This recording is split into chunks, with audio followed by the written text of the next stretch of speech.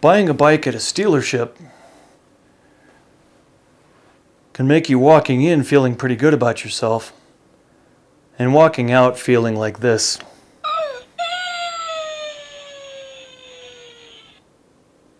One more time.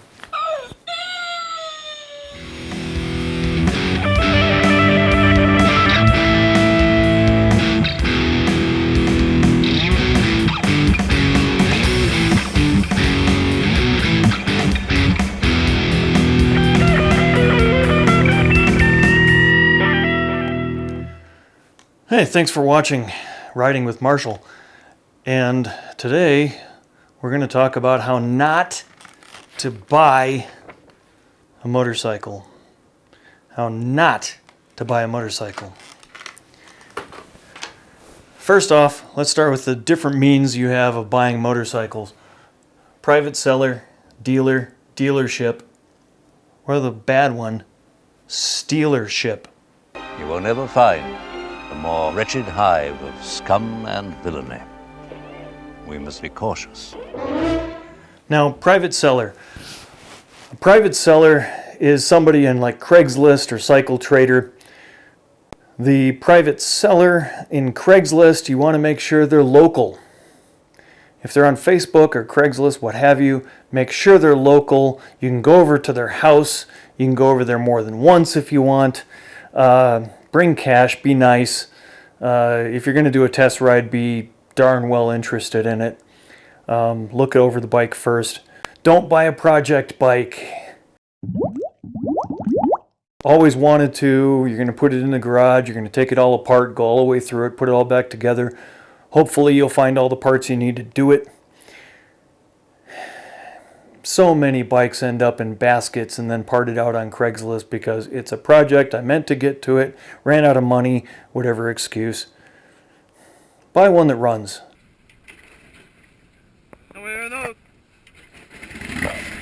If it doesn't run, figure out why. If you can't start it and make it run at the person's house, don't buy it. It's your time and money, but they both tend to equal out in the end. So it's better off just to buy something that already runs. There's plenty of fish in that sea. Private seller, if they're local. Now if they say they're local and the pictures of the bike show palm trees behind it and you're in Fargo, North Dakota, that should ring some bells. Probably just scoot on past that ad, keep moving. But I want to show you something, no matter where you buy a bike from, and that's the N.A.D.A. value. The N.A.D.A., I think it's National Automotive Dealers Association. They've been around since 1917. Banks use their numbers to tell anybody what that bike is really worth. A dealership might say another thing because they've sold 10 of those this week at our inflated prices. That doesn't mean that's what the bike's worth, because it's not just the bank that says so, it's the insurance company. If the bike, and by bike, let's just pick one of mine. You can do this on your phone at any time. I highly recommend it if you're out shopping for a car or a bike. It was initially designed for cars. And by the way, mileage doesn't matter in motorcycles because a bike can be trashed at 50 miles or it can be still running perfectly like my Wing at 107,000 miles. So if you go to your Siri or your Google, 2003 Harley-Davidson V-Rod N.A.D.A. value. Oh look, there it is.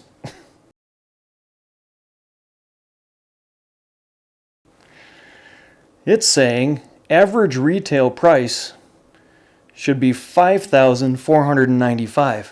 See how easy that was? List the year and name of your bike, followed by N.A.D.A. value. It should give you a suggested list price, what it was new, almost $19,000.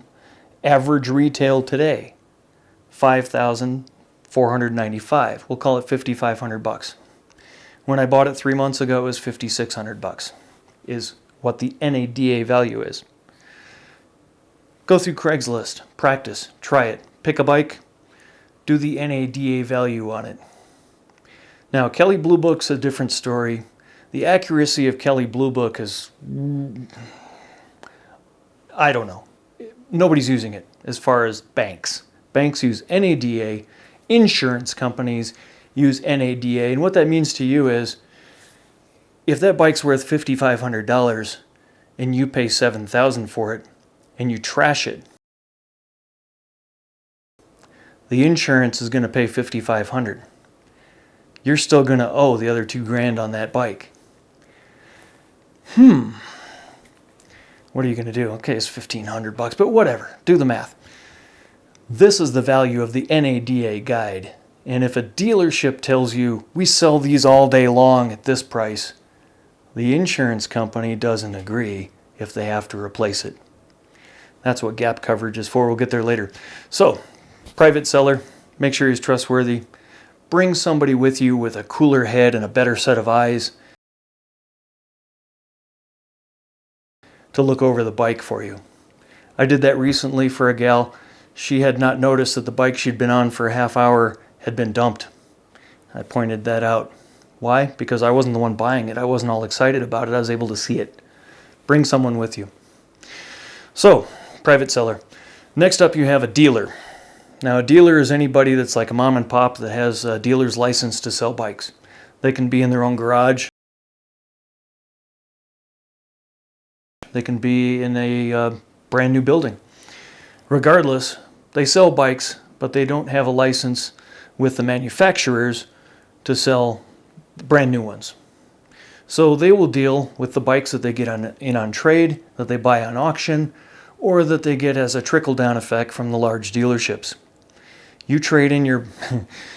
If I trade in my Goldwing to a Harley dealership, is it going to be sold at the Harley dealership? Most likely not. It'll be trickled down to one of the dealers. So, that said, if I were to trade in my Wing, and we actually went over those numbers, there's a dealership and there's a stealership. I went into a stealership that was advertising $2,000 above trade-in value for your trade-in. N.A.D.A guide, J.D. Powers. You look up the trade-in value on my Wing, it was $9,000. So I'm thinking what they're going to give me is $11,000. I was offered $5,000.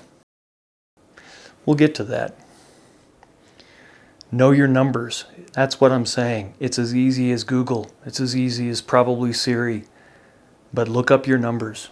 I keep floating away out of focus, don't I? Next up, dealership. The thing to watch out for with a dealership. Now, these are guys who are licensed to sell brand new bikes, and they've got relationships with the manufacturers. A dealership, the only thing to watch out for is A, the prices. Know your prices going in. And B, what are their fees? And they vary from one dealer to the next.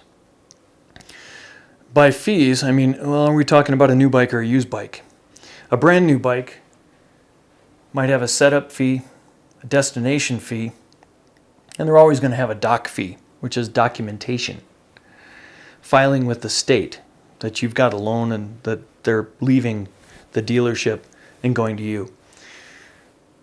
The dealership, as long as the fees aren't steep, and ask those up front.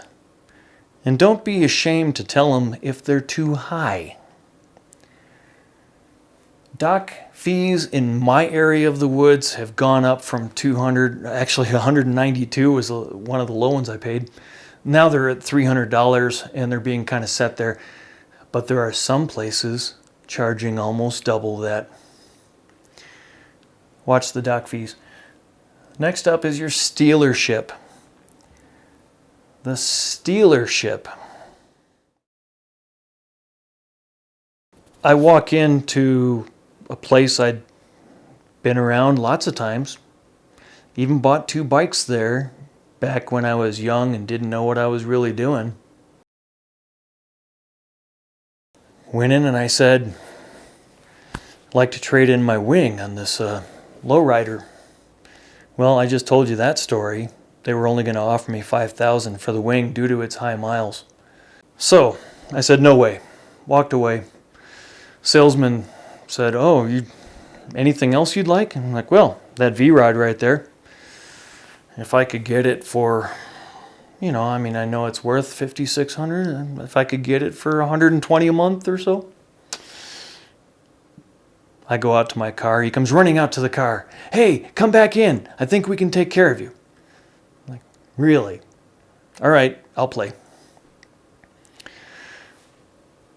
To back it up a little bit, let's just say it's you, not me.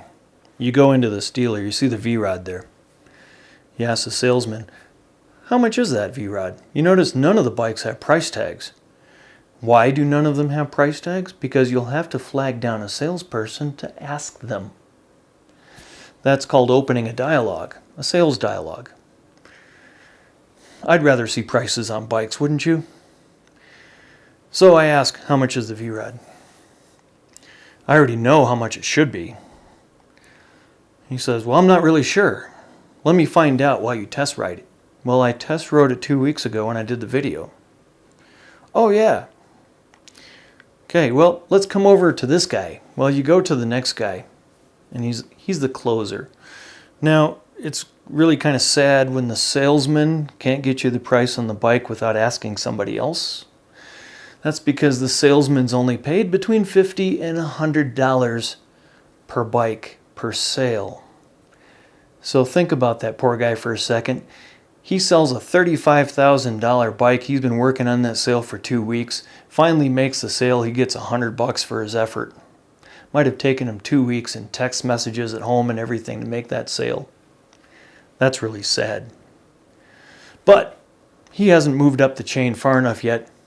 He's not allowed to close the deal. So you're sent to a closer. You ask the closer, "How much is the bike?" The closer says, "How much a month did you want to pay?" And you go, "Well, I told him $120 a month, but I want to know how much is the bike." He slowly, quietly slides a paper across the desk to you, doesn't mention the price. You look down and you see it's $11,000. $11,000 for a bike that the N.A.D.A. says is worth $5,700 at the time. Almost double what the N.A.D.A. is asking for. Dealership doesn't care. We sell these at this price all day long. But for you, let's see what we can work on. He goes away. He comes back. "All right, well, we can do this for you. How about $8,000 and $3,000 down?" I'm like, just doing some math, isn't that $11,000? Or are we talking $8,000, but I still got to give you the other? And how about no? Oh, goes away, comes back. "How about $1,500 down and $6,000? I'm like, well, we're certainly getting closer there, but no. He comes back, "All right, we'll give you the N.A.D.A. value, but to do the deal, we'll need $800 down." So, well, I only got $300. He says, "Well, that's okay. We pre-qualified you for a $500 credit card through our foundation, through our brand. It's 0 interest, so if you pay it off in a year, it's nothing." I'm like, "Oh, nice. Without my permission, you pre-qualified me for a credit card. That's amazing."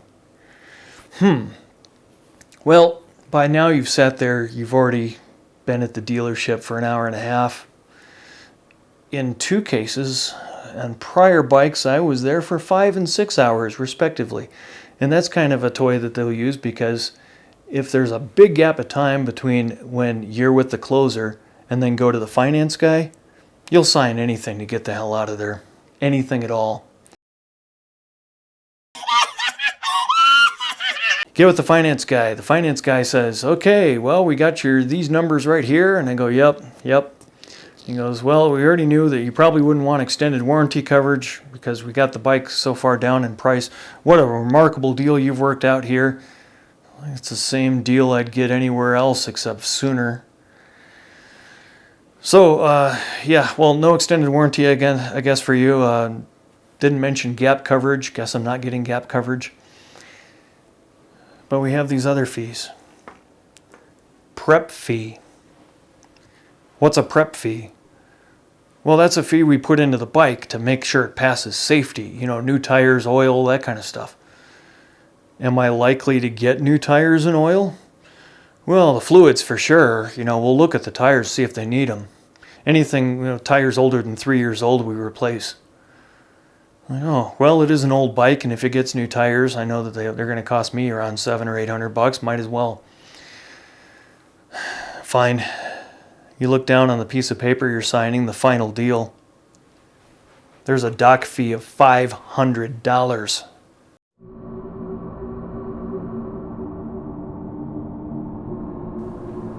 $500, not $300, not $27. I actually bought the Ducati Scrambler with a $27 dock fee.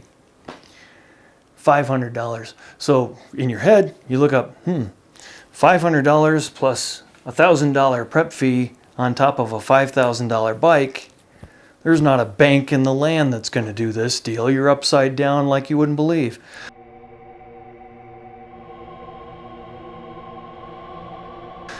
I couldn't be more wrong. There's one bank that will.